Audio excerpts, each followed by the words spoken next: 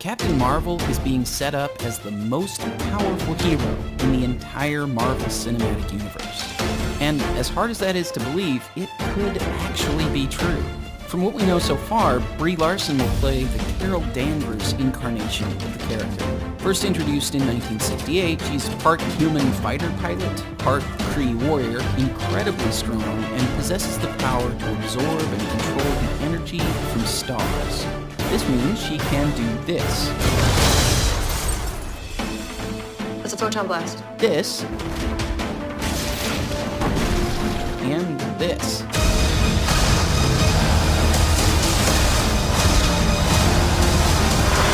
So, she is super powerful, but at least in the comics, she's not that great a person.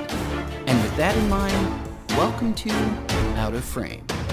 Look, I am genuinely excited for the movie, but I'm also a fan of the comics, and she's done some things that are not great.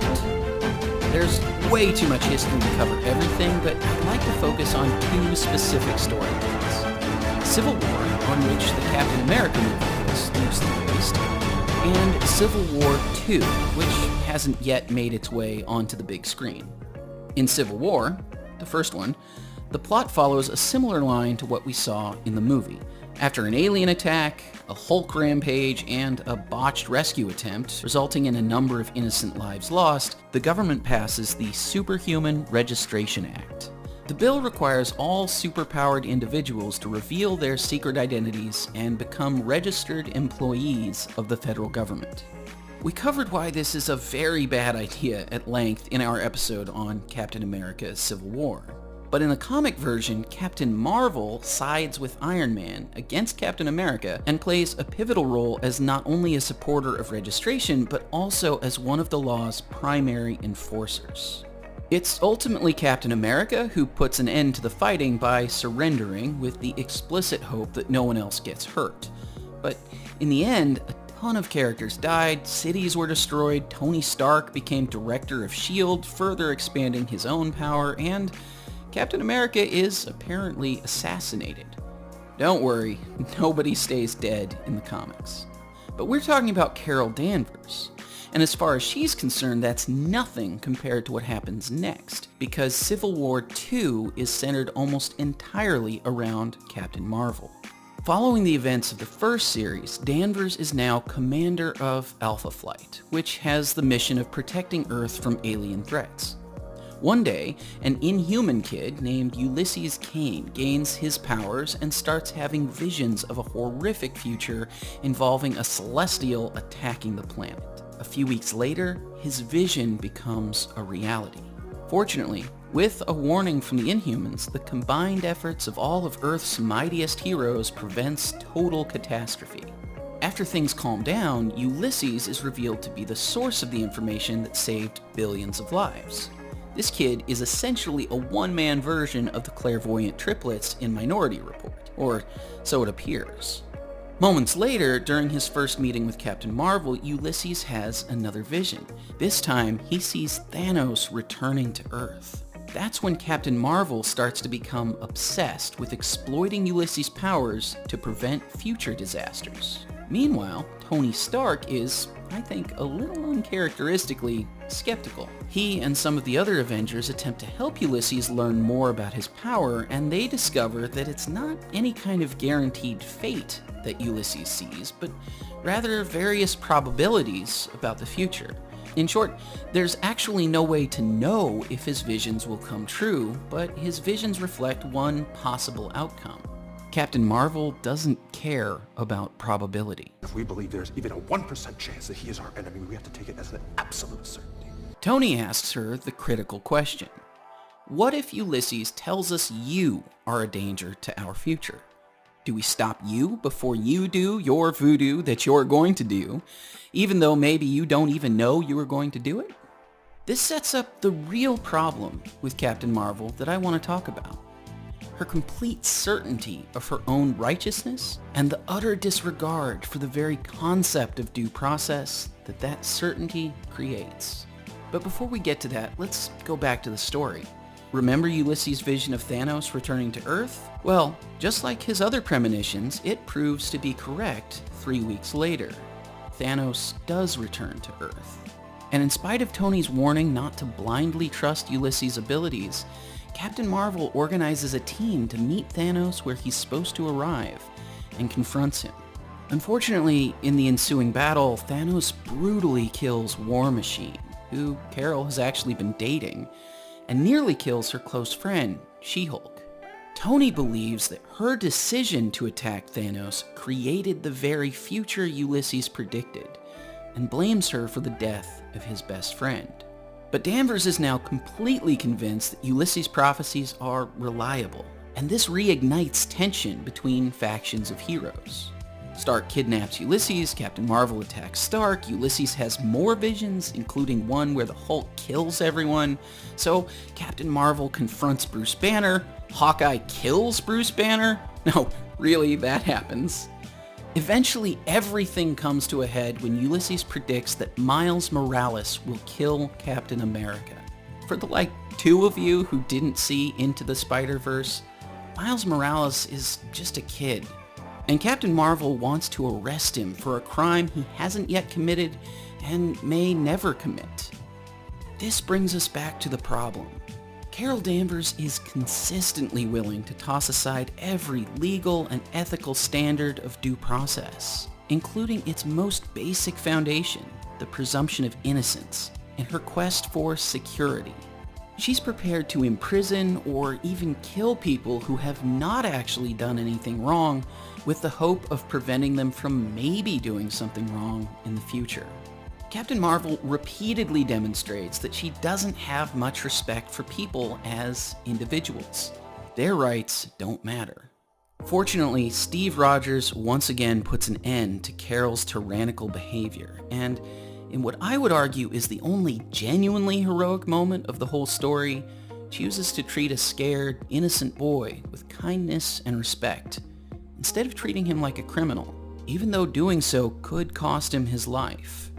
I think this version of Captain Marvel represents a deeply authoritarian instinct that more people feel than would always like to admit. She wants certainty. She wants to be safe. She thinks she's protecting society. And she'll try to do it at all costs, no matter who gets hurt or killed in the process. She's trying desperately to assert a sense of control over everyone. But it doesn't work. The more she gives in to this impulse, the worse everything gets. What Captain Marvel fails to understand is that the reason due process is so crucial to a free society is precisely because we don't know everything. As much as we'd like to believe we can, no one can account for every possible future. We have no way to know what's in the hearts and minds of other people or what they will do, and even our very attempts to stop them from doing something we think they'll do can affect their choices because everyone responds to changing conditions and incentives. Reality is complex, and history is filled with examples where preemptive strikes potentially created even worse situations than those they were meant to prevent. One of the most significant instances of preventative war was the Japanese attack on Pearl Harbor during World War II. Japan hoped to cripple the US Navy in the Pacific in order to prevent the US from entering the war, but that action only galvanized American support for the war. Meanwhile, in America, FDR established a program of Japanese internment, arresting and imprisoning nearly 120,000 citizens, simply because they were of Japanese descent, on the basis that they could be spies or foreign agents. Again, no due process. Even today, between the war on drugs and the war on terrorism, due process protections for people in the US have frequently been eroded or ignored. That's how we end up with policies like stop and frisk, no-knock police raids, and civil asset forfeiture, which allows police to take your property if they merely suspect that you've committed a crime. And they can often keep it long after you've been acquitted. And for what it's worth, the US has far stronger protections for individuals than most countries around the world. But we still have a lot of policies that flip the idea of innocence until proven guilty upside down. But remember that the legal rules for due process are a result of a broader principle. So this isn't just something that matters to law enforcement. It's something we should all adopt throughout our lives. Look no further than the way people treat each other on social media. There are now hundreds of examples of outrage-fueled mobs ruining people's lives before having any clear understanding of what they've actually done or even who they are. These mobs usually coalesce around the sense that they're fighting for justice and making the world a better place. But what kind of justice rushes to annihilate other people's lives, reputations, and future opportunities without so much as a fair hearing? What kind of justice declares guilt first and asks questions later? No, mobs are not justice. Arresting and imprisoning people without a fair trial is not justice. Initiating violence against people because you think they might do something wrong in the future is not justice.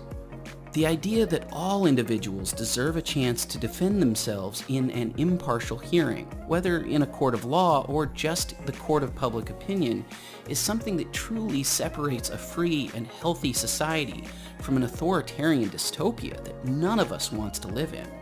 None of us wants a world where the police, the mob, or even the vigilante superhero becomes judge, jury, and executioner. The fact that Captain Marvel has ignored this idea so often in the comics makes her character far less heroic than I hope she is in the movie. Personally, what I would love to see is for the MCU's version of Captain Marvel to take over where Steve Rogers is going to leave off. She has the potential to be the ethical and moral center of Phase 4, and without Captain America, that's a role that will need to be filled. So it's not too late for Carol Danvers to become the hero she really should be. And it's not too late for us either.